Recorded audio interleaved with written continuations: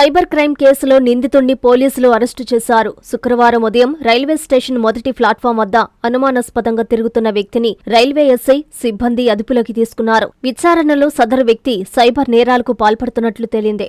నిందితుడి వద్ద నుంచి కీలక ఆధారాలను పోలీసులు స్వాధీనం చేసుకున్నారు. ప్రజలను తప్పుదోవ పట్టించి డబ్బులు కాజేస్తున్న ఇటువంటి నేరగాళ్ల పట్ల ప్రయాణికులు అప్రమత్తంగా ఉండాలని పోలీసులు సూచించారు. నిరంతరం నిర్వహిస్తున్న తనిఖీల్లో భాగంగా ఇవాళ ఉదయం మొదటి ప్లాట్ఫాం వద్ద ఒక వ్యక్తిని అదుపులోకి తీసుకున్నామని, ఇతను గత కొంతకాలంగా సైబర్ నేరాలకు పాల్పడుతున్నట్లు మా విచారణలో తేలిందని, నిందితుడిని అరెస్టు చేసి రిమాండ్కు తరలిస్తున్నామని సబ్ ఇన్స్పెక్టర్ వెల్లడించారు.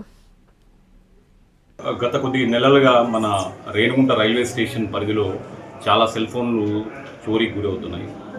ఈ చోరీకి గురి అవుతున్న వెంటనే ఆ సంబంధిత ఫోన్లో నుంచి ఆ బాధితులకు వాళ్ళకి తెలియకుండానే వారి ఖాతాలో నుంచి భారీ ఎత్తున నగదు అనేది మిగతా వేరే అకౌంట్లకు అనేది ట్రాన్స్ఫర్ జరుగుతున్నది. ఇది వాళ్ళకి ఎటువంటి నాలెడ్జ్ లేకుండా ఉంది. సో ఈ విధంగా కొంతమంది నిందితులు వాళ్ళ అకౌంట్లో నుంచి భారీ సొమ్ముని కొల్లగొడుతున్నారు. సో దీనిపైన మనకు ఇప్పటికీ రేణుగుంటలో ఈ సుమారుగా ఒక 5 ఇన్సిడెంట్లు జరిగాయి. ఈ 5 ఇన్సిడెంట్లోనూ 5 కేసెస్లోనూ మనకు సుమారు 18 లక్షల రూపాయల ప్రాపర్టీ అనేది దొంగతనానికి గురి అయిందనమాట. సో దీనిపైన మా డిఐజీ గారు, మా డిఎస్పీ మేడం 2 టీమ్స్ని ఏర్పాటు చేశారు. సో మా 2 టీమ్స్ ఇంక్లూడింగ్ మా ఎస్ఐ గారితో కలిపి అండ్ ఆర్పిఎఫ్ స్టాఫ్ ఒక అసిస్టెంట్తో సో మేము మాకున్నటువంటి టెక్నికల్ అనాలిసిస్ ద్వారా వచ్చిన క్లూస్ను బట్టి హరిబర్మన్ అనే వెస్ట్ బెంగాల్కి చెందినటువంటి ఒక ముద్దాయిని అరెస్ట్ చేశాం. సో ఈ ముద్దాయిని అరెస్ట్ చేసిన తర్వాత ఇతని ఇంటరాగేషన్లో చాలా ఒక ఇంట్రెస్టింగ్ థింగ్స్ అన్నీ కూడా బయటపడ్డాయి. సో దీనిలో ముఖ్యంగా ఏమంటే ఈ హరిబర్మన్ మొదలు ఇతను ఆన్లైన్ బెట్టింగ్స్కి గేమ్స్కి అలవాటు పడ్డాడు.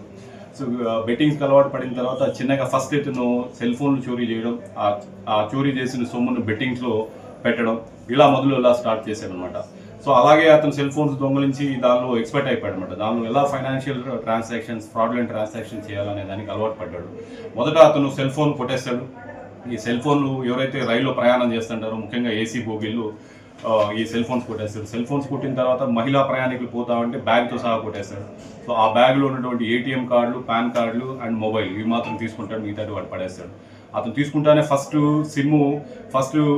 స్క్రీన్ లాక్ ఎలా ఓపెన్ చేస్తాడు. స్క్రీన్ లాక్కి అతను ఏమంటే చాలా ఇంట్రెస్టింగ్గా ఉండేది చెప్పాడు అనమాట.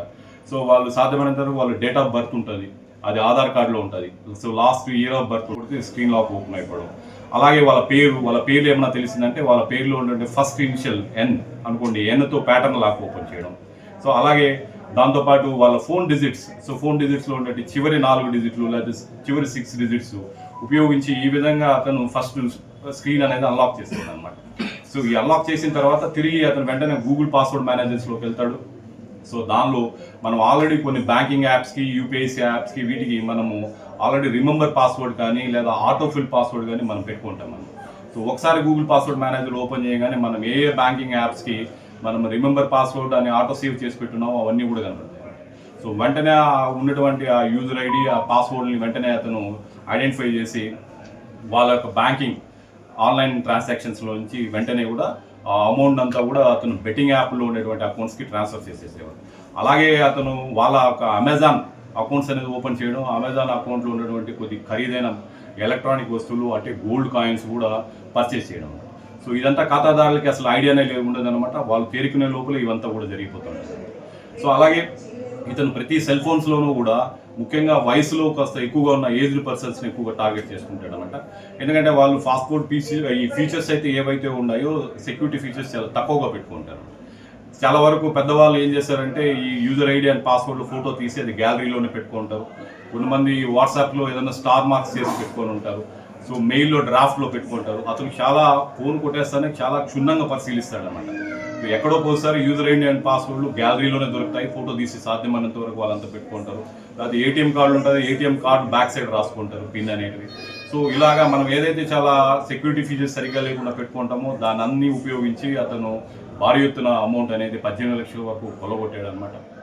సో దీనిపైన మేమంతా టీమ్స్ గత 4 నెలలుగా కష్టపడి సో అతన్ని ట్రేస్ చేసి అతన్ని పట్టుకోవడం అనేది. రైల్లో ప్రయాణించే ప్రయాణికులు చెప్పేది ఏమంటే దయచేసి మీ ఫోన్లన్నీ జాగ్రత్తగా ఉంచుకోండి.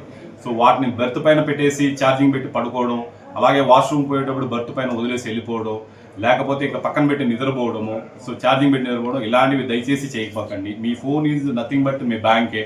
ఒక్కసారి మీ ఫోన్ పోయిందంటే మీ ఖాతాలో ఉండే డబ్బులు అనేది ఖాళీ అవుతుంది. సో ముఖ్యంగా మీ ఎటువంటి యూజర్ ఐడి అండ్ పాస్వర్డ్ ఇలాంటి ఫోటో తీసి దానిలో పెట్టుకోవడం, ఏటీఎం కార్డ్స్ పైన పిన్స్ రాసి పెట్టుకోవడం ఇలాంటివి దయచేసి చేయబాకండి. సో ఎవరైనా కూడా మీకు అనుమానితులు కాల్ చేస్తే వెంటనే వాటికి ప్రతిస్పందించబాకండి. మీరు 1930 సైబర్ క్రైమ్ అనేది ఉంటుంది. ఎటువంటి మీకు ఫ్రాడ్లెంట్ ట్రాన్సాక్షన్ జరిగిందంటే దానికి ఇమీడియట్గా ఫోన్ చేసి మీరు తెలియజేయండి. సో దాంతోపాటు మీ ఫోన్ ఎప్పుడైతే పోతుందో వెంటనే మీ బ్యాంకింగ్ని వెంటనే లాక్ చేసేట్లుగా మీరు ఏర్పాటు చేసుకోవాలా. సో కాబట్టి ఈ సూచనలన్నీ కూడా దయచేసి మీరు పాటించండి. మహిళా ప్రయాణికులు ముఖ్యంగా మొబైలు అండ్ ఏటీఎం కార్డ్స్ పక్కన పెట్టి అసలు అనేది దాన్ని ప్రయాణం చేయకూడదు.